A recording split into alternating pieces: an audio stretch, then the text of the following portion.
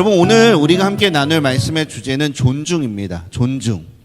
우리 모두가 하나님의 형상을 닮은 사람으로서 다른 사람들을 존중하는 것은 너무나 중요합니다. 우리 옆에 분들 또 인사할까요? 당신을 존중하겠습니다. 네, 이제 우리 다니엘 많이 존중해 주시길 바랍니다. 여러분은 스스로 존중받고 있다라고 생각하십니까? 아니면 나는 좀 존중을 받지 못하는 것 같아라고 생각하시나요? 아마도 내가 다른 사람들에게 칭찬을 받고 내가 원하는 것들을 얻어낼 때 그런 결과들, 주로 좋은 평판이겠죠. 그런 것들이 나에게 돌아올 때 나는 존중받는다라고 여깁니다. 그런데 그런 기준을 살펴보면 외모가 될 수도 있고요, 학력이 될 수가 있고요, 직업이 될 수도 있어요. 아니면 SNS에서 나이가 영향력을 끼치는 팔로워 숫자들이 될 수도 있고 나의 자산이 될 수도 있죠. 그런 것들이 내가 정한 기준이라고 생각을 하지만 조금 더 솔직히 보면 세상이 정한 조건에 내가 부합되었을 때 나는 누군가로부터 존중받는다라고 생각하지 않습니까? 반대로 그 조건이 모자랄 때 나는 존중받지 못한다라고 생각하고, 또 이어서 생각하면 내가 존중받지 못한 이유는 그런 것들이 나에게 없기 때문에 다른 사람들이 나를 존중하지 않는다. 제가 존중하지 않는다라고 말했지만 나를 무시한다, 나를 업신여긴다, 그렇게 생각을 하죠. 그런데 여러분, 생각해보면 우리도 지난 한 주간, 멀리 보지 마시고요, 지난 한 주간의 삶 속에서 나도 모르는 사이에 그 기준대로 여러분의 가족을 평가하시고 여러분의 배우자를 평가하시고 여러분의 친구들을, 여러분의 동료들을 똑같은 잣대로 평가하지 않으셨나요? 그리고 그 평가했다라는 것은 겉으로 드러나지 않는 행동일 수도 있습니다. 머릿속에서 마음속에 품은 생각으로 쟤는 좀 그래, 그렇게 평가를 내리시기도 했고요, 무시하고 소홀히 대하기도 했을 것입니다. 그리고 온라인이라는 그 가상 공간에서 내 이름이 보이지 않잖아요. 내 얼굴이 보이지 않잖아요. 그 익명 속에 기대어서 평소보다 더 과도하게, 좀 더 폭력적으로 여러분을 비난하고 무시하는 일들에 내가 동참하거나 내가 그 댓글을 남기지는 않았지만 그것이 맞는 것 같다라고 생각하지는 않으셨나요? 오늘은 우리 기독교 절기 속에서 한 해 동안 하나님께서 우리에게 주신 은혜들에 대해서 감사하는 추수감사절로 지내고 있습니다. 공과 설교를 하면서 이 존중이라는 단어와 추수감사절을 어떻게 연결시킬까 많이 고민을 했죠. 그런데 그 감사를 생각해 보니까 여러분, 어떨 때 감사하세요? 나에게 무언가 주어졌을 때.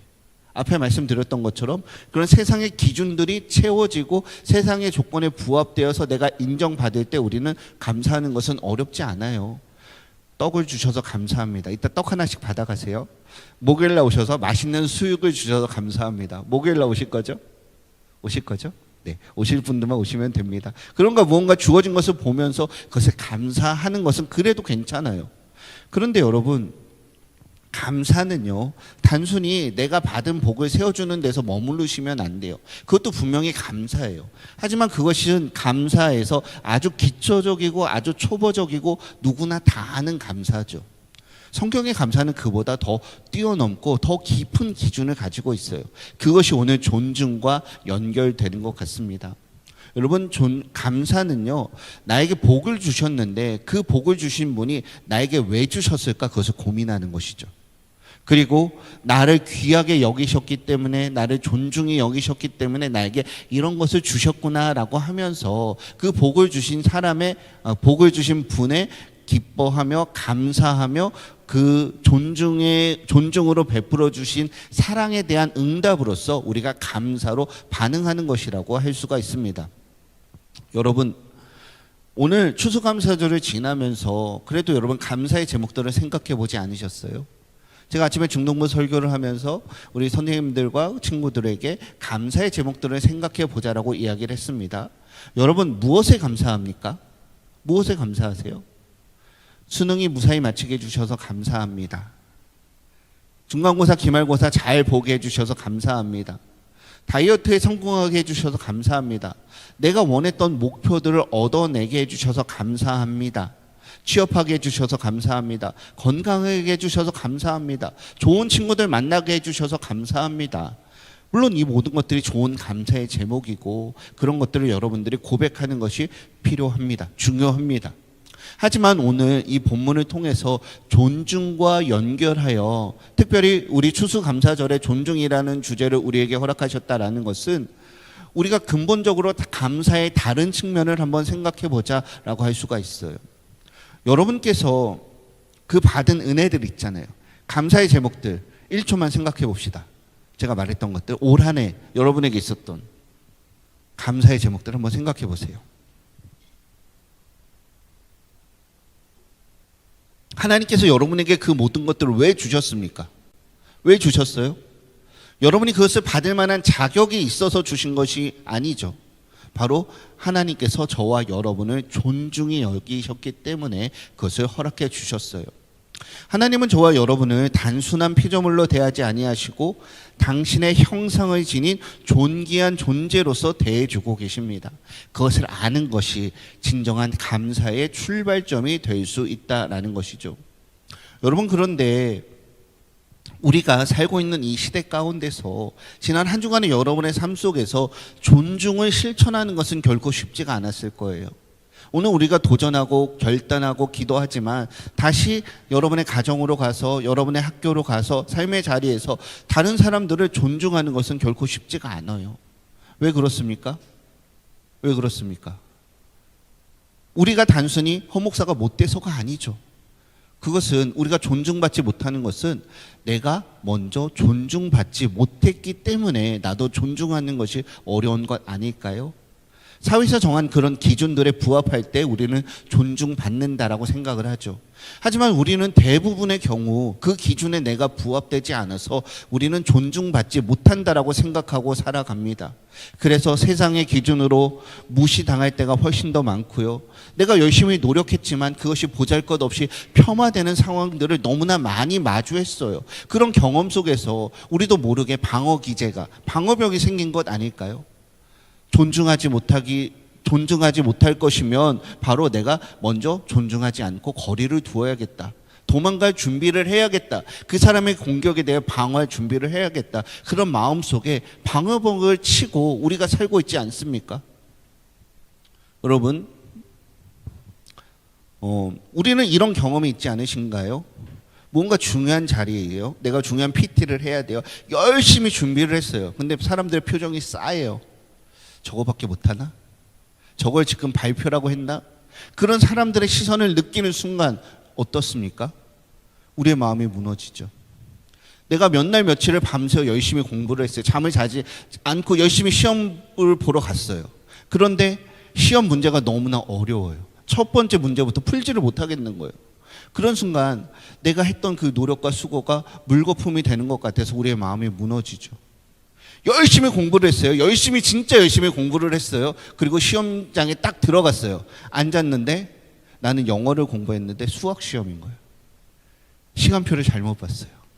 내 자신이 너무나 한심해지고 비참하게 생각하지 않습니까? 그러면서 우리의 마음이 무너지지 않습니까? 열심히 준비해서 머리도 자르고 새로운 옷도 입고 인터뷰를 갔어요. 딱 면접관이 가서 딱 앉았는데 딱 들어가는 순간 그 눈빛을 보니까 뭔가 나를 업신여기고 나를 무시한다라고 생각할 때 우리는 주눅들게 되죠. 열심히 고민해서 우리의 생각을 PD에 올렸습니다. 그런데 무반응을 만날 때도 우리가 속상하지만 나는 좋은 의도에서 뭔가 열심히 뭔가 의견을 피력하려고 했는데 갑자기 알림이 쫙 뜨는 거예요. 내 피드가 이러지 않을 텐데 뭔가 하고 들어가 보니까 비난의 댓글에 대댓글이 쫙 달리는 거예요. 그럴 때 어떠세요? 여러분, 그럼 너무나 속상하지 않으세요? 우리 마음이 움츠러들지 않으세요? 우리가 그런 상황들을 경험한다라는 것이죠. 우리가 명절에 가족 모임을 가는 것이 쉽지 않습니다. 너는 뭐하고 사니? 너는 뭐 할 거니? 그런 질문들을 받을 때마다 우리는 위축되죠. 이런 경험들이 쌓였기 때문에, 그런 상황 속에서 우리가 살아왔기 때문에 우리가 존중받지 못하고 다른 사람들이 나를 용납하지 않고 그런 기준에 내가 부합되지 않는다라고 생각하면서 살아왔기 때문에 그런 실패의 경험들, 좌절의 경험들, 우울과 그런 실망의 경험들이 너무나 많이 쌓여서 나도 모르게 나도 남을 존중하지 않아도 돼라는 방어 기제를 가지고 여러분 살고 있지 않으십니까?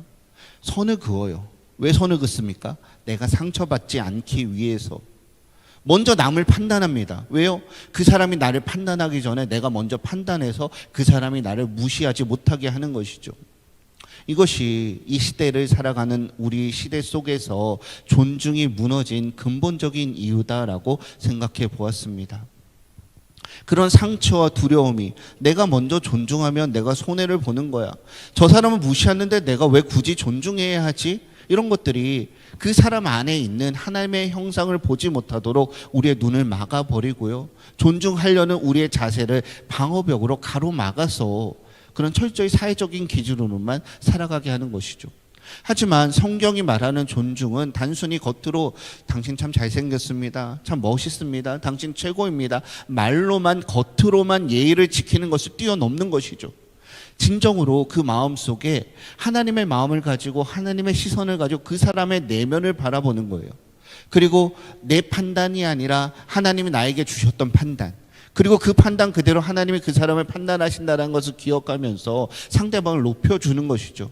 너는 참 존귀한 존재야. 너는 정말 뛰어나고 정말 너는 아름답다. 너는 정말 훌륭하다. 네가 있어서 너무 좋아라고 그 가치를 인정하고 귀하게 여기는 마음, 그리고 그것이 마음에만 머물러 있는 것이 아니라 행동으로 나타나는 것, 문자로 보내시고 말로 하시고 그런 구체적인 행동을 통해서 존중을 우리가 살아갈 때 이것이 먼저는 우리의 관계를 세워가게 되고요, 관계를 회복시키고요, 우리 공동체를 세워간다라는 것이죠.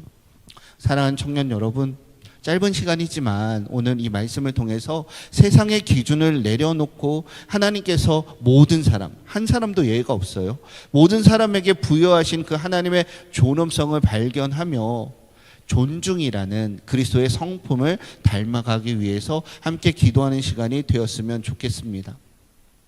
여러분, 우리가 왜 존중해야 합니까? 그 존중은, 인간의 가치는 비록 그 하나님의 형상이 파괴되었지만 그 가치가 변함이 없기 때문입니다. 우리 모두가 모든 사람을 존중해야 되는 가장 근본적인 이유는 하나님이 직접 만드셨어요. 그리고 그 하나님의 가치를 귀하게 여기셨어요. 그것 때문에 우리가 다른 사람들을 존중해야 한다라는 것이죠. 시편 8편 4절과 5절 다시 한번 읽어볼까요? 4절과 5절입니다. 시작.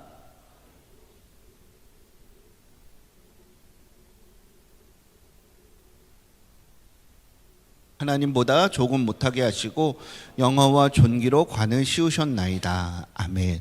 여러분, 이것이 우리가 오늘 감사를 드려야 하는 첫 번째 이유입니다.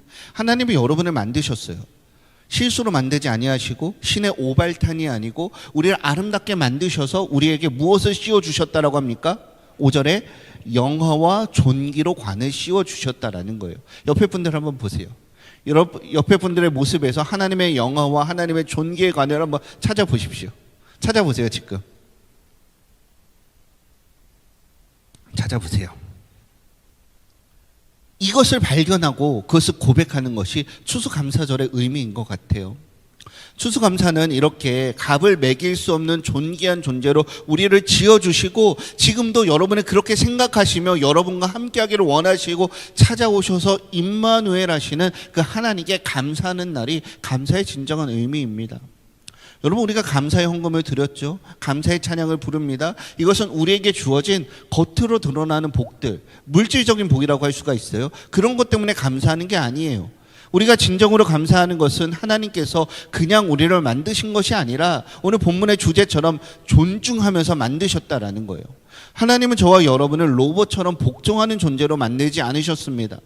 제가 지난주에 다른 청년과 대화를 하면서 고민들을 함께 나누며 자유의지에 대해서 만드셨어요. 이 자유의지는 우리가 하나님 리모컨을 가지고 동작하는 로봇처럼 만든 것이 아니라 하나님의 형상을 가지고 하나님의 지혜를 가지고 선한 것이 무엇인가 그것을 분별하여서 선택할 수 있는 인간에게만 주어진 고귀한 특성입니다. 그것을 통해서 선과 악을 알게 하시고 그 선한 것으로 선택할 수 있도록, 물론 하나님의 섭리 가운데 있습니다. 이 자유의지에 대해서는 제가 따로 주제를 가지고 한번 말씀을 전하도록 할게요. 하나님이 여러분을 로봇처럼 노예처럼 부리지 아니하시고 자녀로 삼아주셨다라는 거예요. 아버지로서 사랑하는 자녀를 대하는 것, 이것이 오늘 우리에게 존중의 성품으로 나타나는 여러분을 대하는 하나님의 방식이라는 것이죠. 그래서 여러분, 우리가 받은 것에 대한 감사, 그런 감사를 뛰어넘는 저와 여러분이 되시기를 바랍니다. 나를 어떻게 대해 주셨는가? 지난 한 주간 내가 너무나 힘들고 어려운 순간들을 보냈지만 그 가운데서 하나님이 함께하여 주시고 여전히 은혜를 베풀어 주셨다라는 것을 기억하면서 그 하나님께, 여전히 그 자리에 계시는 신실하신 하나님께 감사하는 저와 여러분이 되시기를 바랍니다. 여러분, 이 감사는요, 단지 뜬구름을 잡는 이야기가 아니에요. 여러분의 삶 속에서 그 하나님의 흔적을 찾으셔야 돼요. 매 순간 그 어디라도 괜찮아요. 너무나 고민이 되면 그냥 한 날을 여러분이 특정하십시오. 한 시간대를 특정하시고 한 장소를 특정하세요. 1분으로 특정하셔도 되고 그보다 훨씬 더 짧게 하셔도 돼요. 여러분의 삶의 모든 자리에서 하나님의 은혜가, 이 하나님의 존중이 미치지 않은 곳은 없습니다. 우리가 다른 곳에 시선이 팔려서 다른 곳에 마음이 뺏겨서 그 감사를 모른 척할 뿐이죠. 너무나 익숙하기 때문에, 너무나 거저주기 때문에, 이것은 당연히 내 것이다라고 생각하기 때문에 그 은혜를 모르고 감사를 모르는 거예요. 한번 그 자리에서 여러분의 하나님의 흔적을 찾아낸다면 오늘 여러분 한 사람을 향한 하나님의 선언이라는 것을 알 수가 있죠. 세상은 여러분에게 학점으로 점수를 매기고 연봉으로 가치를 매기고 팔로워스로 가치를 매길 때, 하나님은 이미 여러분에게 본문에 말하는 것처럼 영화와 존귀라는 왕관을 앞으로 씌워주시는 게 아니라 이미 쓰고 계신 거예요. 이미 여러분에게 씌워주셨습니다. 그리고 그것을 빼앗을 자는 씌워주신 하나님밖에 없어요. 하나님이 뺏어가시면 그거는 저도 어쩔 수 없습니다. 하지만 그 하나님은 결코 빼앗아가지 않으시죠. 이것을 여러분의 뼛속 깊숙이 받아들일 때, 제가 교리를 하면서 수납이라는 단어를 말씀드렸죠. 그 이미 이루어진 사실에 대해서 우리의 마음속에 받아들이고 우리 마음속에 수납 간직할 때, 우리는 비로소 이런 세상의 인정에서, 세상의 잣대에서 자유로워질 수 있는 것이죠. 비록 내 연봉이 낮을지라도, 비록 내가 건강을 잃어버렸을지라도, 내가 원하는 목표가 나에게 주어지지 않았을지라도 나에게는 이미 영광과 존귀라는 가치가 있잖아. 세상의 사람들이 아직 나를 몰라줄 뿐이지 언젠가 나를 알아줄 것이고, 무엇보다도 지금 이 순간 이 창조와 구원의 하나님께서 나의 가치를 알고 나를 인정하고 나를 존중해 주신다라고 하는데, 이것이 우리가 감사할 수가 있고요. 그것을 힘을 얻어서 또 다른 사람들을 마음의 방어병을 쓰지 않고 방어 기제를 가리지 않고 그것을 다 내려놓고 다른 사람들을 존중할 수 있는 근거가 되는 것 아닙니까? 여러분, 예수 그리스도의 십자가가 가장 강력한 증거입니다. 아무리 강조해도 지나치지가 않아요. 하나님께서 우리에게 씌우신 영어와 존귀의 가격표가 바로 그리스도의 십자가, 그리스도의 목숨값이라는 것이죠. 예수님의 목숨값이 얼마나 될지는 여러분들이 한번 계산해 보십시오. 달러로 하셔도 되고 원화로 하셔도 되고 금 가치로 하셔도 되고 한번 계산해 보셔도 저한테 말씀해 주세요. 여러분이 어떤 가치를 계산하든지 간에 그것과 비교할 수 없는 전능하신 하나님의 독생자 예수 그리스도의 그 생명값이 여러분의 머리에 씌워진, 여러분의 인생 가운데 씌워진 영어와 존귀의 가격표라는 것이죠. 세상은요, 저는 제 점수는요 하면서 몇 점이라고 평가를 하죠. 하지만 주님은 그리스도의 생명이라는 값으로 여러분을 평가하셨습니다. 이보다 더 큰 존중이 어디 있을까요? 여러분의 관계가 깨어졌든지 실수를 했든지 취업이 멀리 있든지 하나님은 여러분을 존중하시는 그 가치는 결코 변하지 않습니다. 그래서 오늘 우리는 추수감사절을 지나면서 하나님 저에게 이렇게 많은 것을 주셔서 감사합니다가 아니라 하나님 저를 이렇게 존귀하게 대해 주셔서 감사합니다라고 고백하기를 축복드립니다. 우리 한번 같이 말로 해볼까요? 하나님 저를 이렇게 존귀히 대해 주셔서 감사합니다. 이것이 우리의 가장 큰 감사 제목이라는 것을 잊지 마시기를 부탁드립니다. 그리고 그것이 우리가 진정한 고백할 때 비로소 다른 사람들을 존중할 수가 있게 되는 것이죠. 베드로전서 2장 17절 말씀 한번 읽어볼까요? 2장 17절 시작.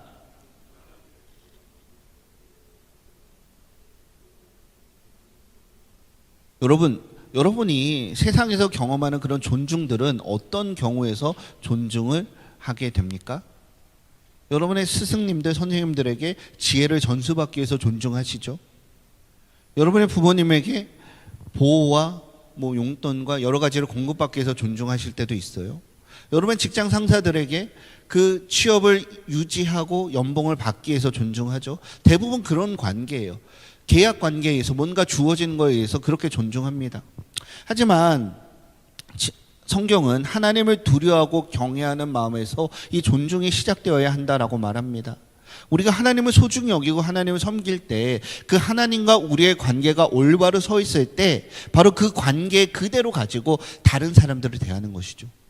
먼저는 내 자신을 그렇게 소중히 여기고 내 자신을 존중하고 우리 부모님을 존중하고 가족들을 존중하고 친구와 이웃들을 존중하고 심지어 원수들까지도 나와 상관이 없고 내가 손해봐야 되는 그런 사람들까지도 존중으로 나타나야 한다라는 것입니다. 여러분 베드로전서 2장 17절에서 공경하다라는 것은 단순히 겉모습만 보고 예의를 갖추는 것이 아니라 상대방을 가치 있는 자로 여기는 거예요. 그리고 진심으로 대하는 태도가 공경하다라는 것입니다. 여러분이 직장에서 일을 하신다라고 생각할 때 여러분의 CEO를 만날 때와 거기서 청소하시는 미원들을 만날 때 동일하게 대하십니까? 여러분의 친한 베스트 프렌드와 나를 괴롭히는 그런 사람들을 대할 때 동일하게 대하십니까? 내가 중요한 면접을 앞두고 그 면접관을 대하는 태도와 그리고 그냥 스쳐 지나가는 사람들은 우리가 또 그 피부에 와닿지 않을 수 있으니까 옆에 둘 중에 한 명이 붙고 떨어져요. 이 면접관을 대하는 태도와 나의 경쟁자를 대하는 태도가 같습니까? 여러분이 수업 시간에 PT를 하실 때 평가를 내리시는 교수님을 대하는 태도와 무임승차하려는 다른 팀원들을 대하는 태도가 같습니까? 여러분이 영업을 하세요. 매일매일 와서 열심히 물건을 팔아주는 단골들과 올 때마다 진상을 떠는 진상 고객들과 동일한 모습으로 대하고 계십니까? 그런 것들을 고민하자라는 것이죠.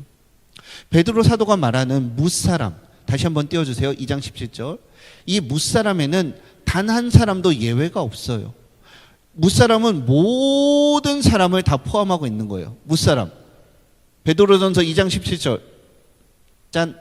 네, 나왔습니다. 저 무사람에는 다 포함되어 있어요. 남녀노소를 막론하고 신분을 막론하고 나와 어떤 관계든지를 다 막론하고 모든 사람, 예외가 없는 거예요. 모든 사람이라고 하시면 돼요. 여러분이 만나는 모든 사람이 모두가 똑같이 하나님의 형상이라는 것이죠. 우리가 하나님을 두려워한다는 것이 무엇입니까? 하나님의 나와 다른 차원이라는 것을 인정하는 것 아닙니까? 그렇기 때문에 하나님을 경외하고 하나님을 경배하고 하나님께 예배하고 찬양하고 기도하며 그분의 능력을 구하고 그분의 뜻을 알아가는 것이죠. 그런데 우리가 완전히 하나님처럼 할 수는 없겠죠. 하지만 같은 자세를 가지고 같은 마음을 가지고 그 사람을 대해야 한다라는 거예요. 왜요? 그 사람에게 하나님께서 하나님의 형상을 부여하셨기 때문이죠. 함부로 대할 수가 없죠. 여러분 진정한 코람데오 하나님 앞에서는 모든 곳에서 하나님이 바라보고 계신다라고 하나님의 눈치를 보면서 조심하는 것만이 코람데오의 진정한 의미가 아닙니다. 하나님이 바라보신다는 것을 기억하면서 하나님이 그 사람을 어떻게 대하실까? 하나님이 그 사람에게 어떤 말을 하실까? 하나님이 그 사람을 존중하실까? 무시하실까? 그것을 고민하면서 그대로 행동하는 것이 진정한 코람데오 아닙니까? 여러분 베드로 사도가 무사람을 공경하라고 명령했듯이 예수님께서는 좀 더 구체적인 예를 보여주셨어요. 누가복음 18장 15절에서 16절 한번 읽어볼까요? 15절 16절 시작.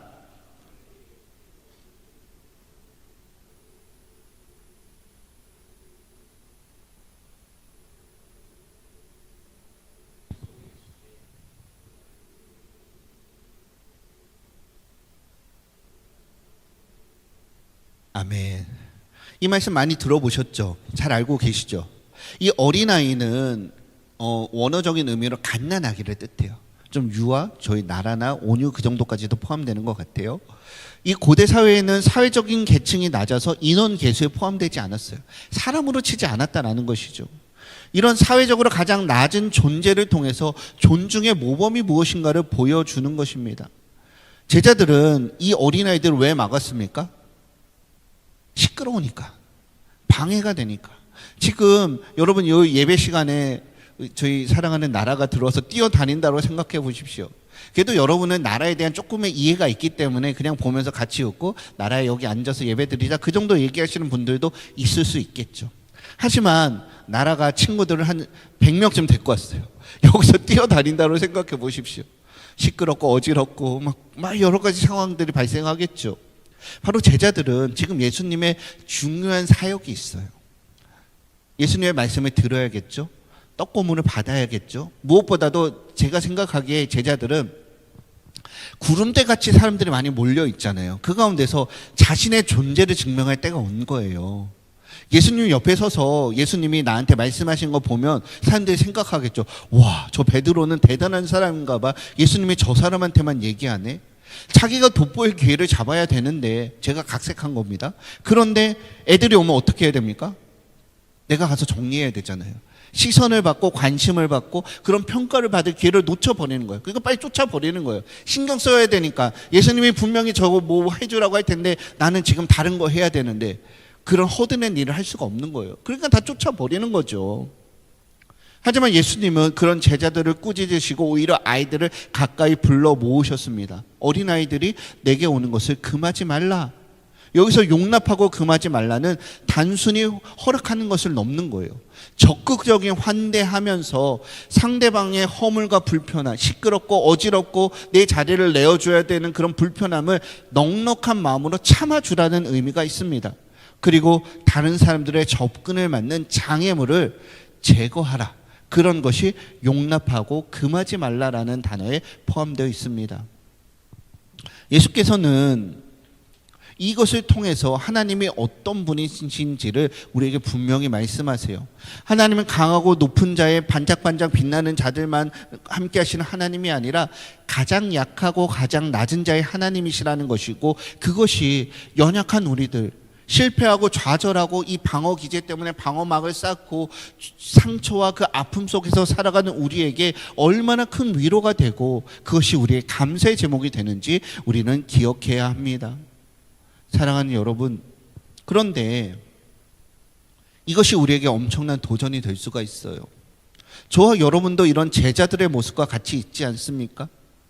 효율이라는 이름으로, 편리라는 이름으로, 이익과 이윤이라는 이름으로 세상의 사람들이 다 그렇다라는 이름을 가지고 다른 사람들에게 들이대는 그 잣대의 모습이 오늘 그 어린아이들을 꾸짖고 멀리하는 제자들의 모습과 너무나 닮아 있지 않습니까? 여러분, 우리 마음에 손을 얹고 한번 생각해 봅시다. 여러분의 소그룹 안에서 저 사람만 없으면 우리 소그룹이 참 좋을 텐데 그런 생각하지 않으세요? 우리가 함께 봉사활동을 갔어요. 왜 웃으세요? 우리 소그룹에 그런 사람들이 없을 텐데. 자, 우리가 봉사활동을 갔는데 어쩔 수 없이 가긴 했어요. 근데 이건 내 경력에 별로 도움이 안 돼. 그러면서 슬그머니 빠져 있지 않으세요? 뭔가 철저하게 나에게 이익이 되는 사람, 이익이 되는 상황들, 그런 일들만 내가 주도적으로 하고 열심히 하고 조금이라도 내가 힘들다면, 도움이 되지 않는다라고 하면 발을 빼고 그냥 멀리서 구경자처럼, 아니면 완전히 그 선을 그어버리는 그런 모습들이 우리의 모습 아닙니까? 이것이 제자들의 꾸짖음과 똑같은 우리의 태도죠. 죄송하지만 저도 그래요. 가치 있는 사람에게만 시간을 투자하려고 합니다. 하지만 예수님은 세상에서 가장 가치 없다라고 판단한 어린아이들을 가까이 부르시고 그들의 진정한 가치가 무엇인지를 제자들에게, 호목사에게, 여러분에게 말씀해 주시는 것이죠. 이런 예수님의 용납은 세상의 효율의 논리를 그런 잣대를 정면으로 거부하시는 사랑의 선포요, 그들을 저와 여러분을 존중하시는 하나님의 모습이었다라는 것이죠. 더 나아가서 예수님은 이렇게 말씀하셨어요. 17절 다시 한번 읽어봅시다. 시작.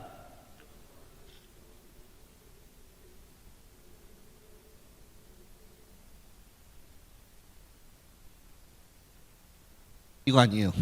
누가복음 18장 17절 시작. 누구든지 하나님의 나라를 어린아이와 같이 받아들이지 않는 자는 결단코 거기 들어가지 못하리라 하시니라. 아멘. 본문이 세 개다 보니까 이 절이 겹칠 때가 있네요. 여러분, 더 나아가서 예수께서는 이 어린아이, 약한 자들을 하나님의 나라와 본질과 연결시키셨습니다. 어린아이와 같이 하나님의 나라를 받는다는 것은 무엇입니까? 어린아이 연약한 자예요. 소외된 자리예요. 그 세상의 기준이 맞아요. 그 당시 기준에서 실제적으로 생산적인 도움을 전혀 주지 못해요. 오히려 힘을 써서 보호해 줘야 되고요. 먹을 것을 노동하지 않았지만 먹을 것을 줘야 되고요. 너무나 어려운 상황들, 그냥 사회적인 기준이에요. 오해하지 마세요. 거추장스럽고 불편하고 뭔가 더 비효율적인 것이 어린아이들의 모습이에요.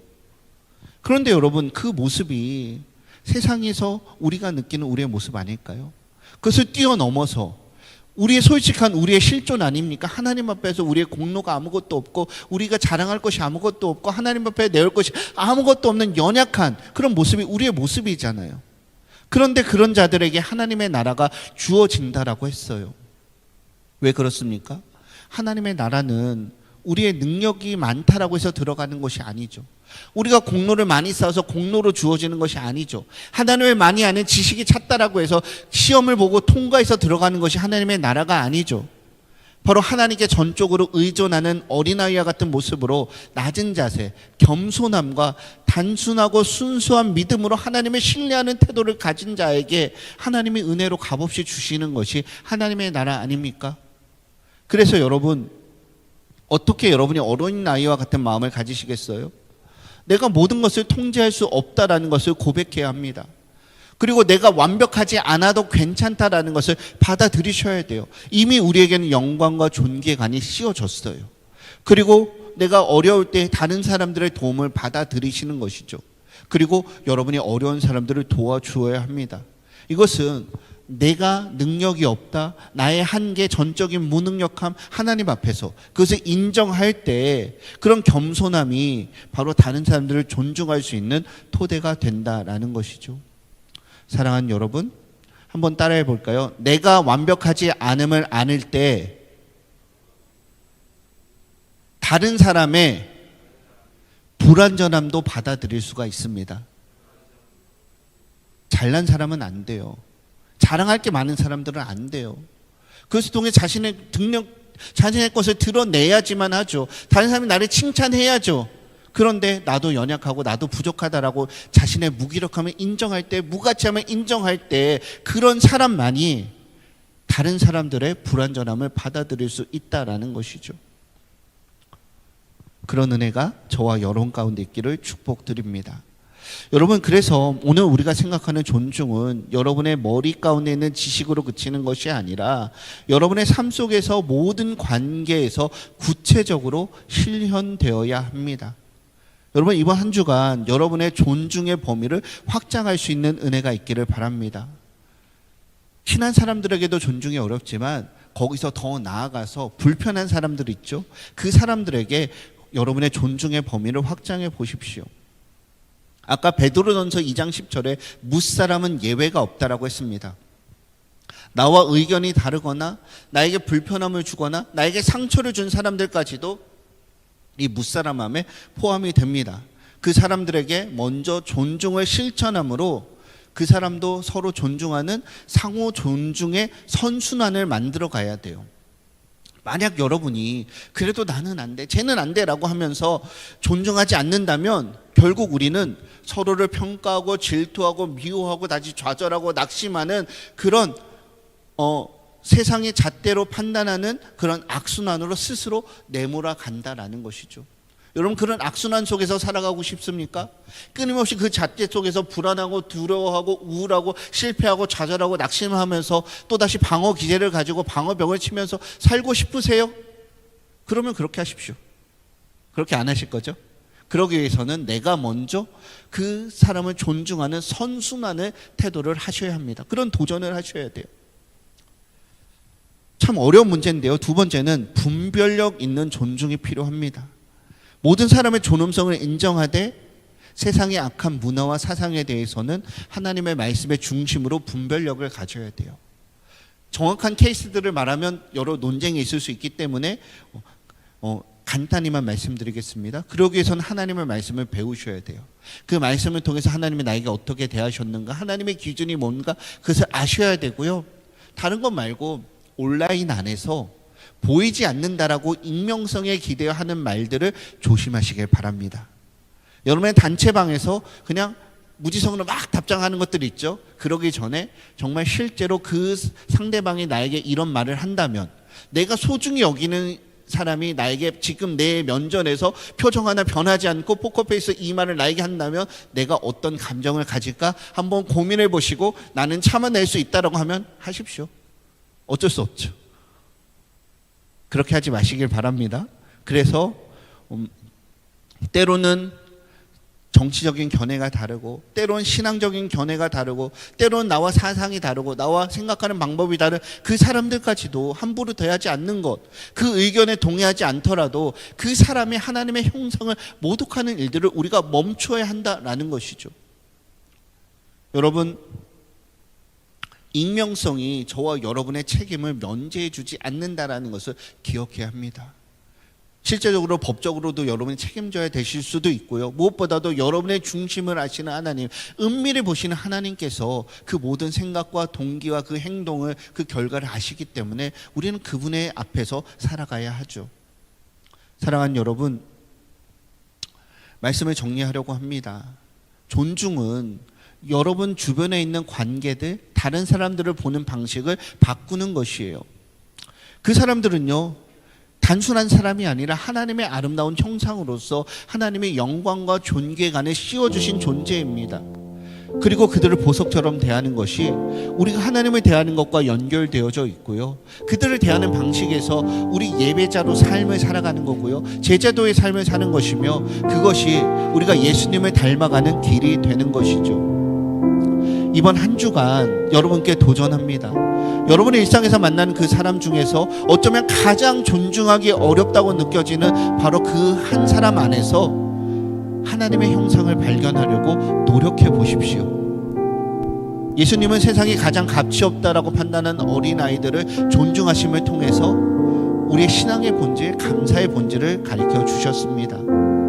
하나님께 감사한다는 것은 단지 입술로 고백하는 것이 아니라, 헌금을 많이 내는 것이 아니라, 하나님이 사랑하시는 사람들을 동일하게 귀하게 대하는 삶으로 반드시 나타나야 합니다. 여러분, 오늘 추수감사 예배 후에 어떤 스케줄을 가지고 계세요? 무엇을 하려고 하십니까?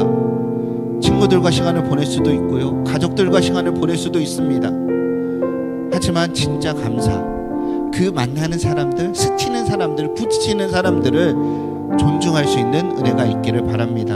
부모님에게 진심 어린 감사를 표현하십시오. 가족들에게 따뜻한 말을 건네시길 바랍니다. 속으로 반해서 소외됐다라고 생각하는 사람들에게 가서 이렇게 등짐은 미션이니까 티가 나니까 조금 더 따뜻한 말로 해주시고, 식사 약속을 잡으시고 차 한잔 대접할 수 있는 은혜가 있기를 바랍니다.